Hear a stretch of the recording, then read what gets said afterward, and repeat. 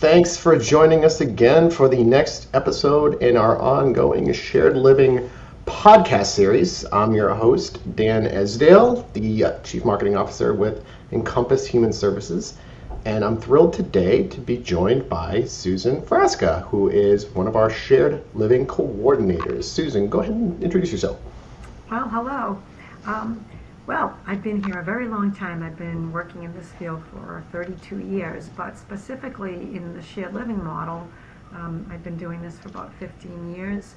It's close to my heart. I love this model, and I actually had someone live with me and my family for 9 years, so I know firsthand what it takes. So you're not going to find more of an expert than Susan when it comes to shared living and the human services system. I guarantee you that, which is why I'm thrilled that she's willing to talk to us today. So now today, what I thought we'd focus on is what we're calling the Shared Living Provider 101. So if you remember from our last episode, we talked about the shared living program more holistically, the providers, the residents, the process. What we're going to do going forward here is just break that out because there are a lot of elements to it. And I think we get a lot of questions from potential providers on, just really what it means and are they eligible. So Susan, I thought what we could do here is, and I know we talked beforehand and I liked your term, like demystify, right? Demystify the provider process, right? So right away, can you just share with us, like, who are typical shared living providers? Sure. Yeah, I'd love to. There really, like when you use that word typical, there really isn't a typical kind of person. I think the biggest qualification you need is to be caring and compassionate and committed. But, one may think that you need a background in human services. That's not, true.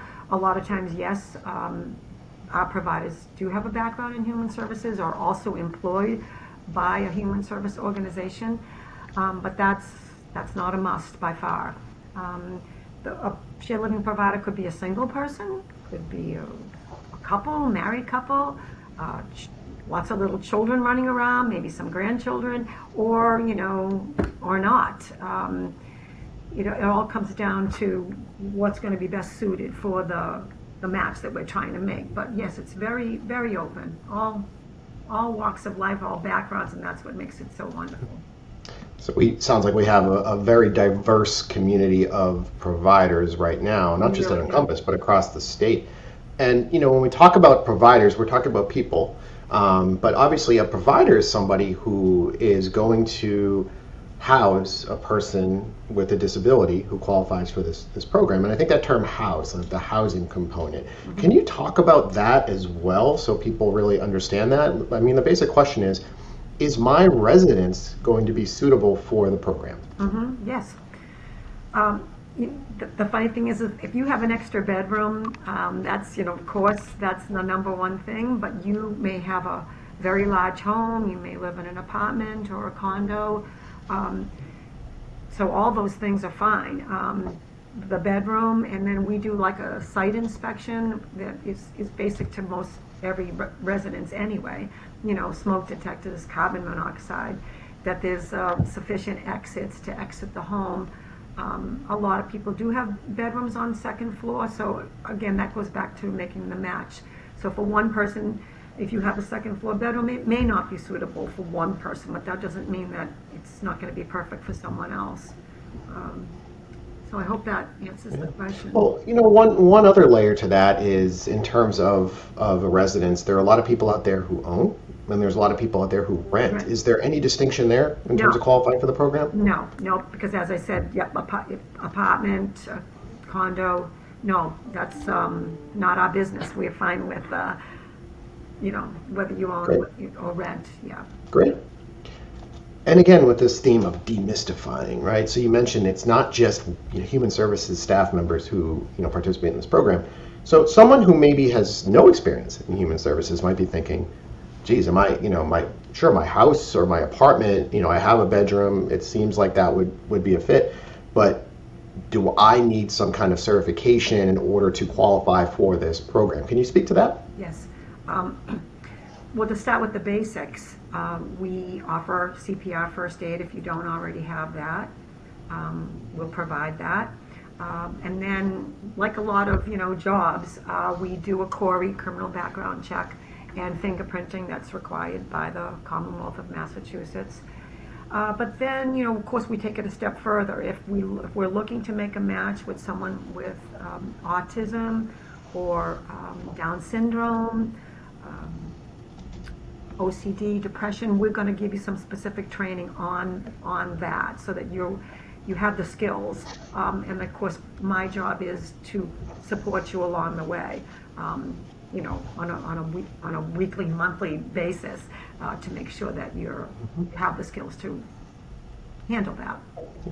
And along the lines of sort of, ensuring that you empower people who are interested in becoming providers, with the skills they need. Talk about the documentation as well. I mean, there is an application. Yes. That you must fill out in order to be considered as a shared living provider. And we'll kind of get into that whole process, I think, in a future episode. But what documentation should people be prepared to provide, if any, as they consider becoming a provider? Yes. So there is documentation. Particularly, what comes to mind is anything to do with the medical, anything to do with the medical area. So people are taking certain medications. We're required to have the documentation from the doctor that says, what that medication is, what's the dose, how frequent. A shielding provider is providing them with their physical once a year, their dental. So again, going back to my job, I'll make sure that those things are in place and assist you in getting them in place if they're not. So let's see, what else? Documentation. So yeah, a lot around medical. Then it would be their finances. So they have spending money and they're going to the movies, they're going out to dinner, they're taking a vacation. The shielding provider is required to hold those receipts and do simple math, so that when we come and we do our monthly visits, that's all reconciled. But it's very it's not that complicated. And that would be in the program, right? So once you're in the program, that's kind of a requirement in terms of managing, like you just said, like sort of managing the finances, or like, not to overly complicate it, to your point, we're not talking about certified financial planners by any stretch of the imagination. Yeah. But before you get to that point, is there documentation that the potential provider needs in order to, in addition to the application, in order to be considered? Or is that, like you said, something you would walk people through as part of the process? I'm not sure I get your question. You mean in terms of the medical and finance, the documentation? It could be anything. In other words, if I'm going to apply to become a provider, I submit my application. Are you going to require anything else of me before I can be officially considered a provider? Other than the things that I mentioned, like, if you don't already have CPR first aid, you could go ahead and get that. You'd get that before you apply, actually. But okay. Then, we check references, that kind of thing. Your license, because you're going to have a CORI. But yeah. Okay. Really, that's it. We look at the references, we look at your background, what are the jobs that you've had. If they're not in human services, something else may qualify you to be a provider. Just maybe you took care of an aging parent, or the fact that you raised 3 children, that would be, you get it, So you get caring and supporting. So that would be it. And then down the line, when we make the match, there'd be further training specific to the type of person that you'd be caring for.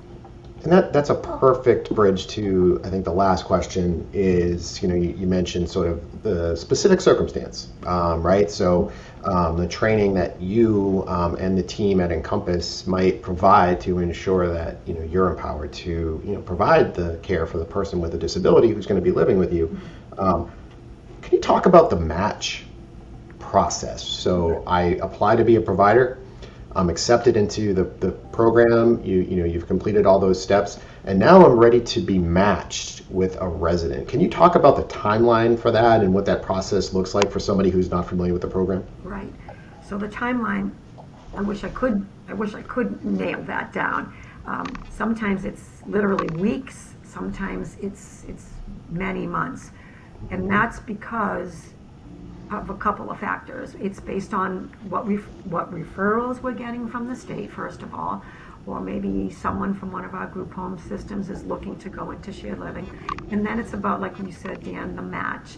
So when people fill out an application, we ask a couple of very specific questions, because given someone's family makeup, they may have a teenage daughter and they're a single parent, and they would be more comfortable caring for a woman. So we ask these questions, and maybe someone is looking for someone that can dress themselves and has a few more skills. To someone else, it doesn't matter whether they are verbal or nonverbal. So all these things go into making a match, so that takes some time. So I can't give you a concrete answer on that. That makes sense. That makes sense. In other words, this isn't black and white. This is gray, because it's specific to each household and each individual in the program. And I imagine that's part of what makes this program so special. Yes, it is, yeah. I mean, there are times when we have someone that applies to be a provider and they have a certain person in mind. If they're already working in human services, say they're working in a group home, and they have a real attachment to a particular person, and even maybe this person has a guardian, and the guardian's on board for them to move into shared living, that, of course, is going to happen quicker, because everybody's got they have a person in mind, and it's kind of a two-way street at that point. So that would move along, quicker.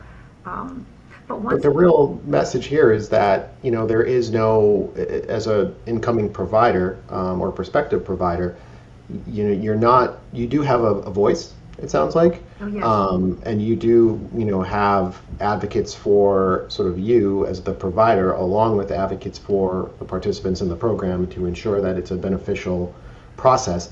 One thing I believe is true too is, you've mentioned this in the past, is you don't go from filling out an application to having a participant assigned to your home. There is a little bit of a transition. Is that correct? Yes. Yeah, I like that you brought that point up too, because just to go back a little bit, if we weren't so careful with the match on both ends, we want to know what you think is best suited for you and your family. And then my job is to make the right match. It wouldn't be successful. We want longevity. We want everyone is to really sync. I always tell people, like, the reason why I married my husband isn't the same reason why I didn't marry the other guy, because we have to have kind of like interests. So yeah, there's that. But as far as once a match is made, what is the process is your question. We have a process. So you're going to obviously meet each other and maybe go out for coffee. And if both parties are kind of feeling like they like one another, so far so good, we'll spend a Saturday together or a weekend together, go out to dinner. Then we'll move it to spending some more time together, like a couple of overnights. And then kind of come back to the table and meet and talk to both parties. And if there's guardians involved, we'll get their sense of how things are going. And but that's not too lengthy. That once I've identified a match, if it all moves along, it would be a month, say. So I take it then, like I said at the beginning of this conversation, there's not a person in the state of Massachusetts who knows more about this program than Susan. So if it's something that you might be interested in case you didn't really get this impression, Susan loves talking about this program too. Yes, so we'd be more than happy to facilitate that kind of introduction, so you can speak to Susan about your specific circumstance if you're having any questions or any doubts. And she's great. I mean, obviously, she's a great ambassador for the program, and we have a lot of success stories due to her passion and advocacy for the people in the program, both providers and residents. So, Susan, I just want to thank you. I know you're very busy. I just want to thank you for taking the time to come like and you said, talk about this. Talking about the model, it really changes lives. Everybody's, not just the person that you're supporting, but it really changes your life too, doing this work. And I'm sure we haven't heard the last from you. We're going to be doing a lot more episodes, so we'll definitely have Susan back on to talk more about this process. So thank you again, Susan. Okay. Thank you, everybody, for listening. Once again, I'm Dan Esdale, and this has been the Shared Living Podcast with Encompass Human Services. Thank you.